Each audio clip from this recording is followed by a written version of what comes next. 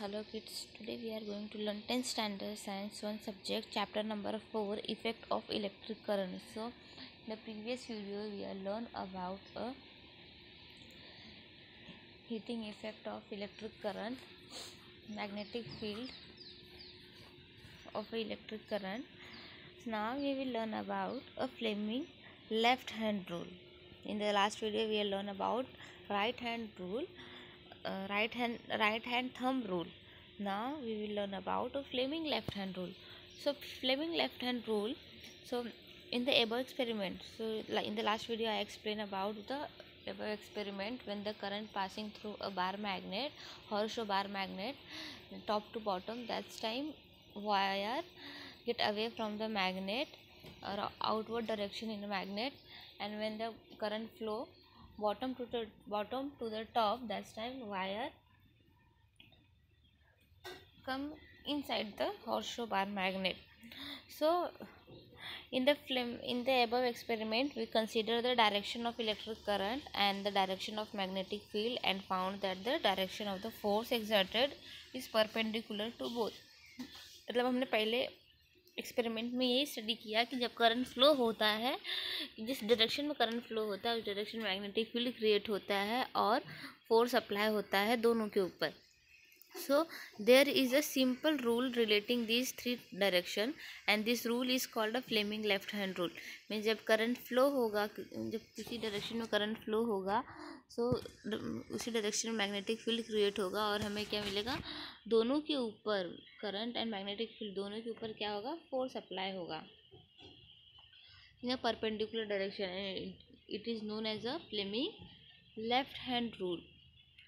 So according to this rule, the left hand thumb, index finger and middle finger are stretched as a perpendicular to each other. If the index finger is in the direction of the magnetic field and the middle finger is the point direction of current, and then the thumb direction of the force of conductor. Hence when we are stretched, the thumb, index finger and middle finger stretch in a perpendicular direction. So thumb show the force of conductor, index finger show the magnetic field, direction of magnetic field, and middle finger show the direction of current. So ये याद रखना है कि index finger show the motion of conductor और force of conductor, index finger is direction of magnetic field and middle finger is a induced is a direction of current. मतलब current वहाँ से flow होगा और उसके सराउंडिंग में index finger क्या होगा, मैग्नेटिक फील्ड क्रिएट करेगा और थंब क्या होगा, motion of conductor. Now electric motor. So electric motor means what? Electrical energy converted into mechanical energy. Motor का यूज़ हम लोग कैसे करते हैं, मोटर इलेक्ट्रिसिटी से चलता है, तो यहाँ पे क्या हो रहा है, इलेक्ट्रिक एनर्जी यूज़ हो रही है और मोटर क्या है, मैकेनिकल उससे काम हो रहा है. सो इलेक्ट्रिकल एनर्जी यूज़ हो रही है मैकेनिकल काम करने के लिए. So electrical energy converted into mechanical energy is known as a electric motor. So you know a various form of energy. You also know that the energy can change from it. A device change electrical energy into mechanical energy is known as an electric motor. Around us, in our day-to-day life, an electric motor is in a boom. It is used in a fan, refrigerator, mixer, washing machine, computer, pump, etc. How does this motor work? So fan, refrigerator, mixture, washing machine, computer, pump, ये सब के सब क्या है, electric motor है. अब हमको ये स्टडी करना है कि ये यूज़ कैसे करता है, हाउ इट इज़ वर्क, काम ऐसे करता है इलेक्ट्रिक मोटर.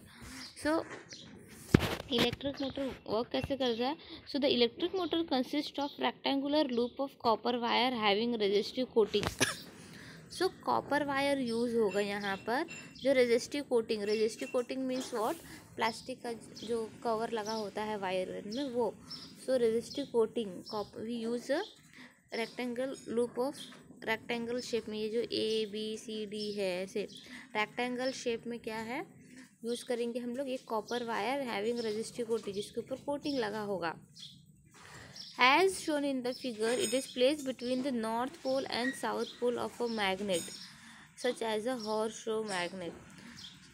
और ये जो resistance coating, copper wire resistance coating है, वो कहाँ पे प्लेस्ड करेंगे? In between the magnet, strong magnet, north pole and south pole magnet, horse strong magnet के यहाँ पे करेंगे। हॉर्सशो मैग्नेट होगा और हॉर्सशो बार मैग्नेट के बिटवीन में हम क्या करेंगे? इस वायर को प्लेस्ड करेंगे in such a way that it is branch A B and CD are perpendicular to the direction of magnetic field, and the two ends of the loop are connected to the holes XY of the split ring. The two holes of the ring have resistive coating of the inner surface and the tightly fitted on the axle. The two halves of the split ring X and Y, there are outer conducting surface in the contact with stationary carbon brushes E and F respectively. यहाँ पर हमको पहले क्या लिखना है? Definition electric motor का। Electric motor का definition होने के बाद कंस्ट्रक्शन। कंस्ट्रक्शन में हम लोग यूज़ क्या कर रहे हैं? Strong horseshoe bar magnet, conducting wire having resistance coating two split ring, two halves and carbon brushes and axle. ये सारे सब क्या आएंगे? वर्किंग में आएंगे। Now we placed the copper wire having registry coating. तो जो कॉपर वायर रजिस्ट्री कोटिंग है उसको हम कहाँ लगाएंगे? दोनों मैग्नेट के बीच में लगाएंगे और उनके दोनों एंड किससे कनेक्टेड रहेगा? टू रिंग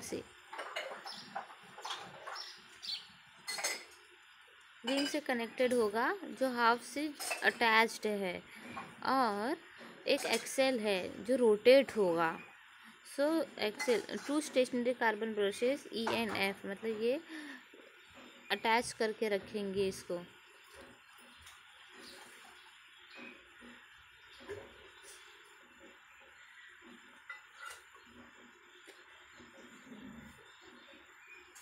डायग्राम ध्यान से देख लेना है। बैटरी यूज़ हो रहा है यहाँ पर, और उसकी जगह पे अगर गैल्वानोमीटर यूज़ होता है तो वो रजिस्टर है, जो आगे की वीडियो में मैं एक्सप्लेन करूँगी। बट ये डायग्राम ध्यान से देखना है, ड्रॉ करना है।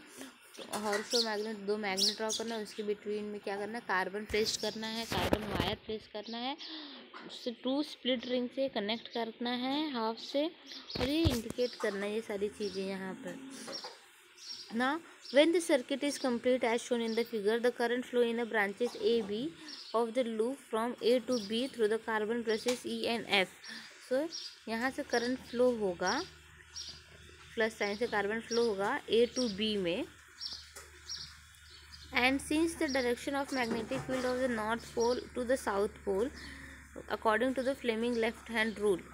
So in the electric motor, remember this point, in the electric motor we according to the Fleming left hand rule, ये important point है, ये आना ही चाहिए Fleming left hand rule, तो इसे underline करना है।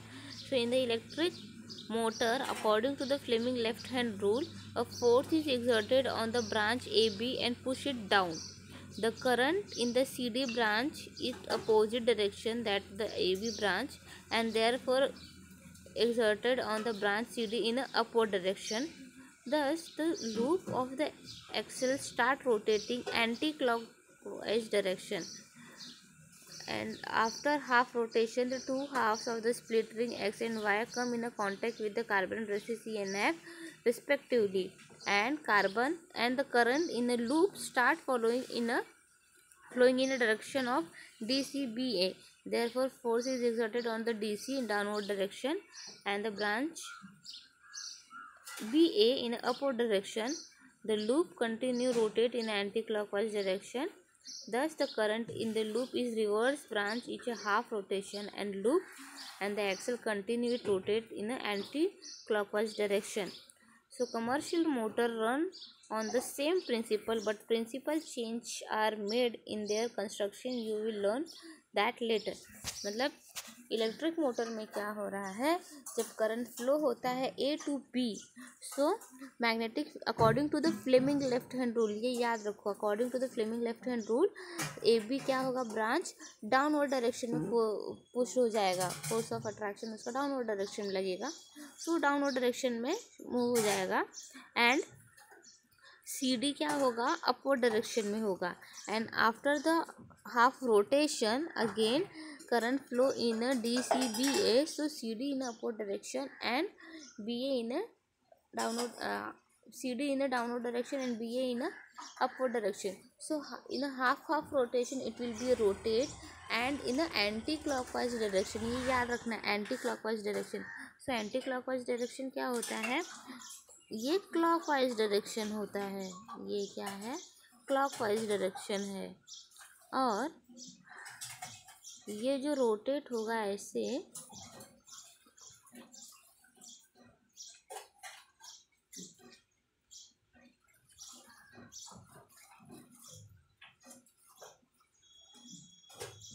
ऐसे रोटेट होगा उल्टा, ये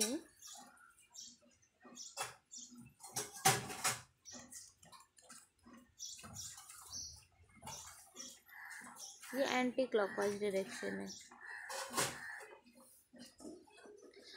जैसे घड़ी की सुई जिस तरफ से चलती है 12 1 2 3, ये क्लॉकवाइज डायरेक्शन है, बट उल्टा चलने लगा 12 11 10 से 10 9, तो एंटी क्लॉकवाइज डायरेक्शन हुआ। So in electric motor work as a according to a Fleming left hand rule, and when the current passing through the A B C D, so that's time branch AB, force exerted on branch AB and it will be a pull rotate in a downward direction, and CD will be a upward direction. And after that when the current flow in a DCBA, so that's time CD in a downward direction and BA in a upward direction, and each half of rotation it will be completed their rotation in a anti clockwise direction। ये याद रखना है, ये सारे main points आने चाहिए कि Fleming left hand rule use हो रहा है, हाफ रोटेशन हो रहा है और एंटी क्लॉकवाइज डायरेक्शन में हो रहा है। सो इसे अंडरलाइन करते जाना है एग्जाम में। Now electromagnetic induction. So we have seen in the previous section that we keep the electric conductor in a magnetic field such as the direction of the current flowing through the conductor in a perpendicular to the magnetic field. So we have seen in the previous section that if we keep a conductor in a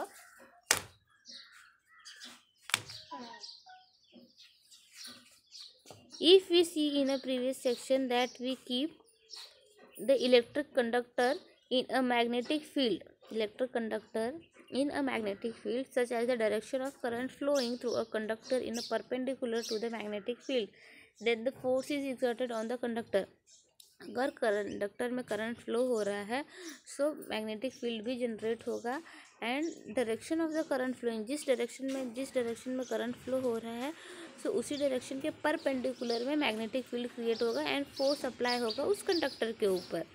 जैसे कि एक movie है, movie super 30 movie, I think super 30 movie में last एक scene में ऐसे दिखाया गया है कि एक टायर में कॉपर वायर को रोटेट करते हैं और उसे ब्लास्ट करते हैं और उसके अपोजिट डायरेक्शन में ट्रांसफार्मर रखते हैं, और वहाँ से करंट फ्लो होता है। जैसे करंट फ्लो होता है, करंट फ्लो होने के बाद जिस डायरेक्शन में करंट फ्लो हो रहा है उसी डायरेक्शन में मैग्नेटिक फील्ड भी जनरेट हो रहा है और उसके परपेंडिकुलर में फोर्स अप्लाई हो रहा है। सो जैसे कि अगर ये कंडक्टिंग वायर है और करंट फ्लो हो रहा है यहाँ पे, सो मैग्नेटिक फील्ड भी यहाँ पे जनरेट होगा। मैग्नेटिक फील्ड तो फोर्स कहाँ अप्लाई होगा, इन अ परपेंडिकुलर डायरेक्शन, यहाँ पे फोर्स अप्लाई होगा। सो because of this conductor move, but if the electric current is moving in a magnetic field of a magnetic field around a stationary conductor is changing, what will be happen? In the order to the find out answer to this question, research was done by the great scientist Michael Faraday in year 1931. Faraday showed that the electric current can produce in a conductor with the help of moving a magnet. Magnet move करने से भी electric current according to the Faraday ने invent किया, Michael Faraday ने invent किया, research किया कि magnet को मूव करने से भी इलेक्ट्रिक करंट प्रोड्यूस हो सकता है। अब तक हमने क्या स्टडी किया था, इलेक्ट्रिक करंट प्रोड्यूस हो रहा है तो मैग्नेटिक फील्ड जनरेट हो रहा है, इलेक्ट्रिक करंट फ्लो हो रहा है तो मैग्नेटिक फील्ड जनरेट हो रहा है। बट माइकल फैराडे ने क्या इन्वेंट किया है, मैग्नेट को मूव करेंगे सो करंट प्रोड्यूस होगा। So Faraday law of induction, if the current is switched on or off in the solenoid coil, a current is induced in the coil, such as the induced is also observed when the current in the solenoid coil is increased or decreased. Current in induced in the coil when the move aside from a part of the solenoid. From the experiment, it is understood that whenever the number of magnetic lines of force passing through the coil change, current is induced in the coil, and this is known as the Faraday law of induction, and the current produced in a coil is called the induced current. मतलब अगर continue magnet को अगर हम move कर रहे हैं, magnet को move करने से अगर वायर में डिफ्लेक्शन शो हो रहा है, दैट मीन्स वहाँ पे करंट फ्लो हो रहा है, और that it is known as a induced current. और ये किसने इन्वेंट किया, माइकल फैराडे ने, जिसे फैराडे लॉ ऑफ इंडक्शन कहते हैं। जैसे कि करंट फ्लो होते ही मैग्नेटिक फील्ड जनरेट होता है। तो सोलेनॉइड क्या है, solenoid is a coil, bunch of a coil है, वो बहुत सारे कॉपर वायर को वाउंड करके बनाया हुआ सोलेनॉइड है। तो अगर उसमें हम करंट फ्लो करते तो हर एक वायर, हर एक नंबर ऑफ लूप के number of magnetic field generate होंगे, मैग्नेटिक लाइंस ऑफ फोर्स होगा। सो अगर उसमें हम मैग्नेट को मूव करेंगे, मैग्नेट को मूव करने पे भी हमारे वायर में क्या होगा, डिफ्लेक्शन दिखाई देगा, हमारे मीटर वगैरह में भी क्या होगा, डिफ्लेक्शन दिखाई देगा, मीन्स वहाँ पर करंट फ्लो हो रहा है ऐसा इंडिकेट होगा। करंट स्विच ऑफ करने के बाद भी अगर हम उसको मूव करेंगे, मैग्नेट उसके अंदर मूव करेंगे, तो उसमें क्या होगा, डिफ्लेक्शन दिखाई देगा, जिसे हम लॉ ऑफ इंडक्शन कहते हैं, फैराडे लॉ ऑफ इंडक्शन कहते हैं।